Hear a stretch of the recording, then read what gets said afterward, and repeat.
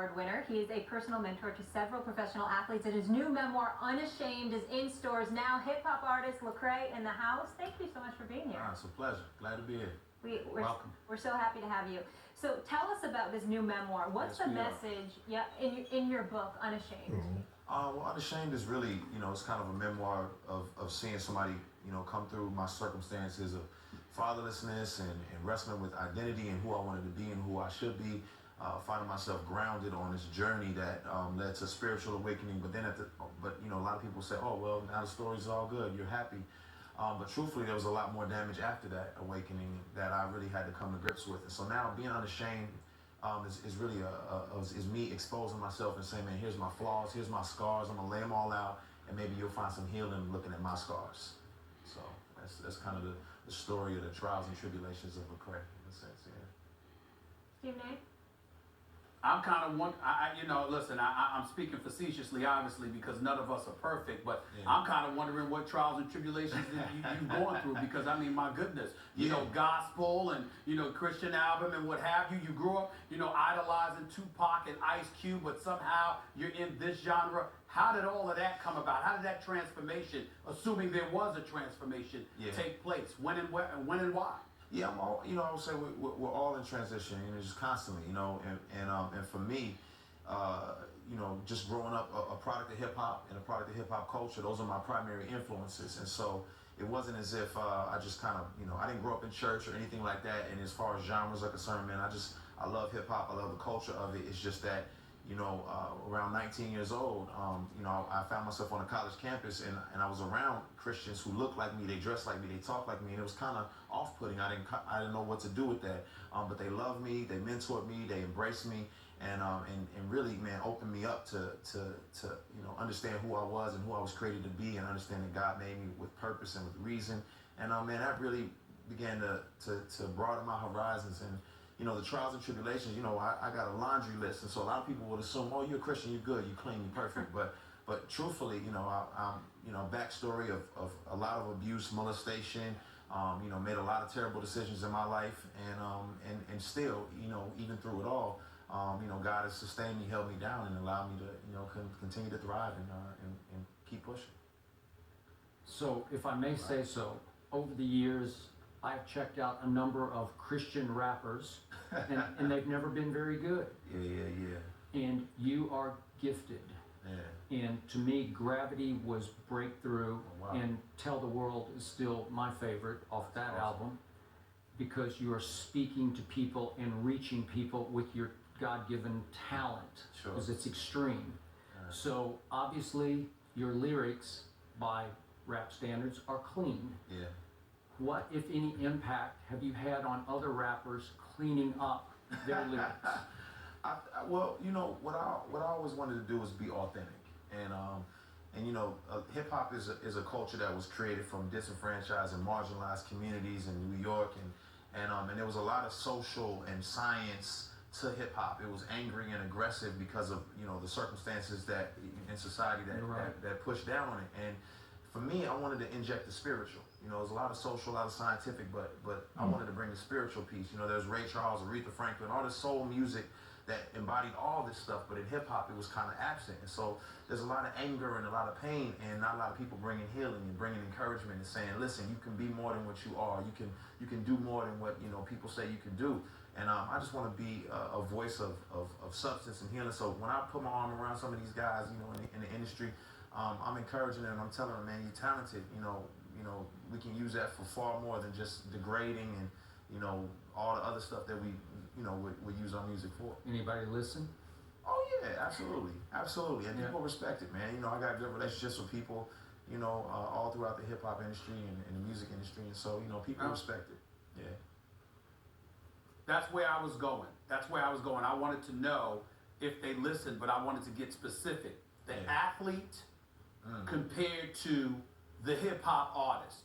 How receptive are both genres? Are they equally receptive, or do you find one to be more receptive than the other? So what I would say is sometimes that genre, when you kind of classify it as gospel or Christian, it's off-putting, and so a lot of times I don't label it. I make music. I'm Lecrae, the person is a Christian. I may talk about social issues. I may talk about you know, love, relationships. I may talk about my love for Jesus. It could be all of that.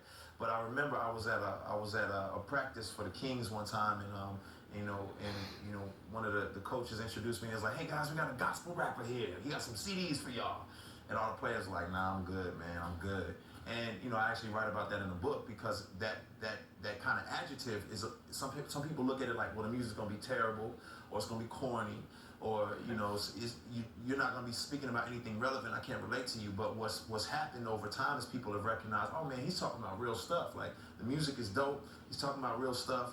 And it's not a sermon necessarily. I can go to church on Sunday to get a sermon, but it's encouraging and it's uplifting and it's empowering. And I think in the locker room, athletes want to hear something to get them riled up. They want to hear something to get them focused on that, on the field, on the court, whatever it may be. And then I provide an alternative to some of the other stuff that some cats may be listening to. So you've grown close to Steph Curry. That's my man. Yeah. Describe to us on a spiritual level what he's made of.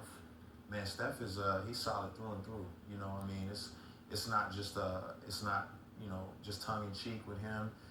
Real deal. He's a real deal. You know what I mean? You can see it. In the subtle things and the bigger things. I think even just watching him on the court. Obviously, he's a human. He's not perfect. He's not the perfect picture of a human being. But he's real. He's authentic. He's serious about his faith.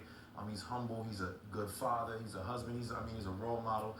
And and he's arguably the greatest player in the NBA right now, a shooter, and so it's like, man, to wear all of that and to still maintain that humility and that grounding, man, it's a testament to his faith. It's hard when you put somebody on that high a pedestal, and we've put Steph on a pretty high pedestal, Absolutely. both as a player and a father, husband. Absolutely. Right? Absolutely, yeah, but he maintains and he does it well. He's got great people around him, and really proud of him. You know what I mean? He challenged me to a. How do you feel? No, I'm sorry. Go ahead. He challenged you to a what? He challenged me to help fight malaria by calling my shot, by making a shot, and I was like, what kind of shot do I shoot?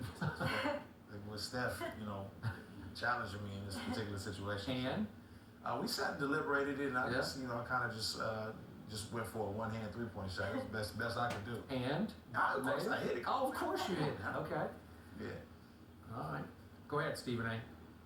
What I wanted to ask was that when you think about the players themselves being so receptive to you, how receptive are you to the level of pressure applied to some of these young guys who may not have the level head that you have, but yet share the same obligations, being called upon to be role models, being called upon to conduct themselves in an upstanding fashion and things of that nature? What are your thoughts about all of that? Yeah, I that's why I make myself available to them.